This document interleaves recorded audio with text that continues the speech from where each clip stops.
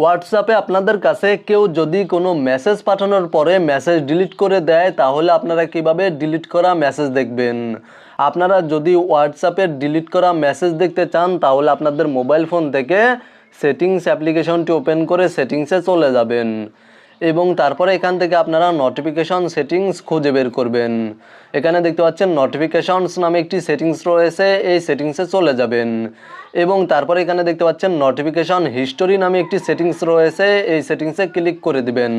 অথবা আপনারা যদি এই সেটিংসটি খুঁজে না পান তাহলে উপরে সার্চ অপশানে ক্লিক করে দিবেন এবং নোটিফিকেশন টাইপ করে সার্চ করবেন। জাস্ট আপনারা টাইপ করবেন নোটিফিকেশন টাইপ করে সার্চ করলে আপনারা এখানে নোটিফিকেশন হিস্টোরি নামে একটি সেটিংস পেয়ে যাবেন।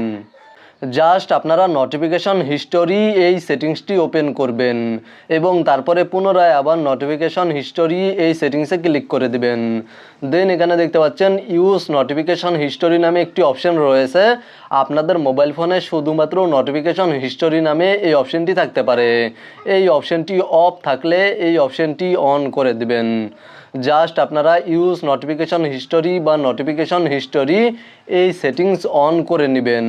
তাহলে হোয়াটসঅ্যাপে আপনাদের কাছে কেউ কোনো মেসেজ পাঠানোর পরে সেই মেসেজটি ডিলিট করে দিলে আপনারা আপনাদের মোবাইল ফোন থেকে সেটিংস অ্যাপ্লিকেশনটি ওপেন করে জাস্ট সেম সেটিংসে নোটিফিকেশন অপশানে যাওয়ার পরে নোটিফিকেশন সেটিংসে যাওয়ার পরে নোটিফিকেশন হিস্টোরি এই সেটিংসে চলে গেলে ডিলিট করা মেসেজ দেখতে পারবেন। এখানে দেখতে পাচ্ছেন হোয়াটসঅ্যাপে আমার কাছে যে মেসেজগুলো পাঠানোর পরে ডিলিট করে দেওয়া হয়েছে সেই মেসেজগুলো এখানে দেখা যাচ্ছে, সেই মেসেজগুলো এখানে শো করছে।